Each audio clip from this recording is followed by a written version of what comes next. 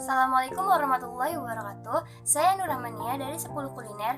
Di sini saya akan menceritakan cerita singkat masuknya Islam di Kepulauan Maluku. Maluku yang dikenal dengan sebutan Jazirah Al-Mamluk, Kepulauan Raja-Raja, adalah sebuah negeri di timur Indonesia yang sangat berpengaruh dengan 4 kerajaan yaitu Jalolo, Ternate, Tidore, dan Bacan. Islam masuk di Maluku melalui jalur perdagangan di abad ke-15. Alasan kenapa Islam masuk lewat jalur perdagangan? Karena pada awal abad ke-15 Maluku sohor sebagai kepulauan rempah-rempah yang menjadi sasaran pada pedagang asing. Untuk mendapatkan cengkeh dan buah pala, pedagang-pedagang itu di antara Syekh Mansur adalah salah satu pedagang dari Arab yang menyiarkan Islam di Tidore pada masa pemerintahan Calano Calyati. Sementara Datu Maulana Husin adalah salah satu pedagang dari Jawa yang juga berpengaruh dalam penyebaran Islam di Ternate pada masa pemerintahan Calano marhum. Sementara itu, Portugis menyebut bahwa Islam masuk di Maluku semenjak pelantikan Sultan Zainal Abidin di tahun 1486.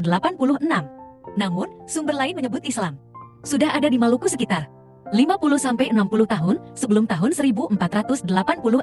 Setelah Islam masuk di Maluku, pengaruh dan perkembangan Islam belum kuat terutama di Ternate. Oleh sebabnya, Zainal Abidin pergi ke Jawa untuk mempelajari Islam secara langsung dari Sunan Giri. Sunan Giri adalah salah satu ulama atau wali terkenal di tanah Jawa. Dari sinilah muncul 4 kerajaan Kesultanan Ternate yang dipimpin oleh Sultan Zainal Abidin. Tahun 1486 sampai tahun 1500, Kesultanan Tidore dipimpin oleh Sultan Mansur. Kesultanan Jailolo yang dipimpin oleh Sultan Sarajatim. Kesultanan Bacan yang dipimpin oleh Sultan Kaicil Buko. Penyebaran Islam di Maluku tanpa terkecuali tidak dapat dipisahkan dari kerja keras seorang pedagang sekaligus mubalika asal Jawa bernama Datu Maulana Husin. Ia tiba di Ternate pada tahun 1465. Husain adalah seorang mubalik besar pada masanya. Ia memiliki pengetahuan agama Islam yang luas dan dalam. Dikisahkan pada suatu hari Husain dengan suara yang merdu dan keahlian membuat kaligrafi. Setiap ia mendendangkan lantunan ayat-ayat suci, membuat banyak orang berdatangan untuk mendengarkannya. Dengan demikian masyarakat perlahan-lahan mulai menerima Islam. Dan dari berbagai macam kerajaan Maluku saya memilih kerajaan Ternate. Dan ini dia penjelasannya. Yang kau ambil ini kerajaan Ternate. Nah, kerajaan Ternate berdiri pada abad sekitar 14 Masehi.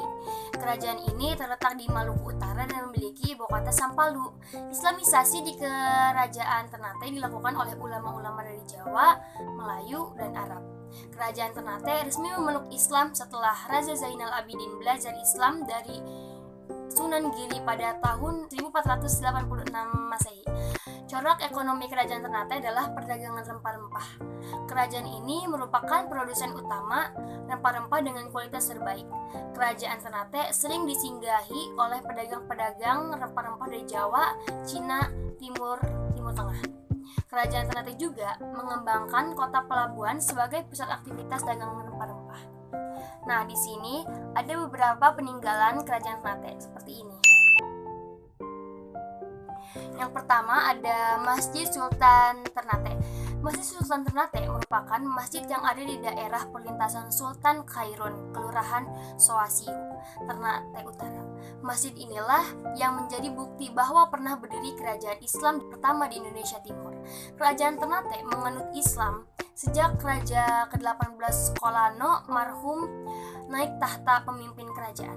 Lalu Islam semakin berkembang di lingkungan kerajaan pada masa kejayaan Raja Zainal Abidin. Pada masa Raja Zainal Abidin, inilah gelar raja yang awalnya bernama Kolano diganti menjadi Sultan. Selain itu, ia juga menetapkan Islam sebagai agama resmi di kerajaan dan membentuk syariat Islam. Nah, Masjid Sultan Ternate ini juga dibuat pada masa pemerintahan Sultan Zainal Abidin pada abad ke-17 Masehi. Di sini juga ada makam Sultan Ba'abullah. Sultan Ba'abullah merupakan raja ke-24 dari kerajaan Ternate yang berhasil membawa Islam tersebut mencapai puncak kekayaannya. Hal inilah yang membuat jasa Sultan Ba'abullah sebagai raja kerajaan Ternate terus dikenang oleh masyarakat Ternate. Sultan Ba'abullah wafat pada tahun 1583 dan jasadnya dimakamkan di puncak bukit Fora Madiahai Ternate. Makam Sultan Ba'abullah berada tepat di bawah pohon momo yang memiliki ukuran sangat besar. Dan yang ketiga itu ada Istana Kerajaan Ternate. Istana Kerajaan Ternate dibangun dengan gaya abad ke-19 yang berada di wilayah yang sama dengan Masjid Sultan Ternate. Istana Kerajaan Ternate ini terdiri dari 2 lantai yang mengelilingi perbentengan dan menghadap ke arah laut. Pada halaman samping kanan depan istana terdapat pintu gerbang yang disebut dengan Negara Upas. Lalu di bagian depan terdapat 2 tangga yang masing-masing berjumlah 27 buah anak tangga. Nah, di bagian pintu atas istana terdapat prasasti yang tertuliskan huruf Arab yang diberisikan tentang pendirian Kerajaan Ternate. Keempat ada Benteng Tuloko. Benteng Tuloko merupakan salah satu benteng yang mempunyai sejarah bagi masyarakat Ternate. Benteng Tuloko juga berada di Kelurahan Sangaji, Ternate Utara yang terletak di atas Bukit Batu. Nah, yang kelima itu yang terakhir ada Mahkota Sultan. Mahkota Sultan merupakan salah satu peninggalan yang ada di Istana Kerajaan Ternate. Mahkota ini juga konon katanya mempunyai rambut yang bisa tumbuh setiap waktu. Untuk mencukur rambut tersebut diperlukan adanya upacara yang disebut dengan Istanpa yang dilakukan 1 tahun sekali, yaitu saat Idul Adha. Mahkota ini juga sudah ada sejak Kerajaan Ternate pertama atau sekitar 500 tahun yang lalu. Jadi itulah 5 bentuk peninggalan-peninggalan yang ada di Kerajaan Ternate. Sekian dari saya, kurang dan lebihnya mohon maaf. Wassalamualaikum warahmatullahi wabarakatuh.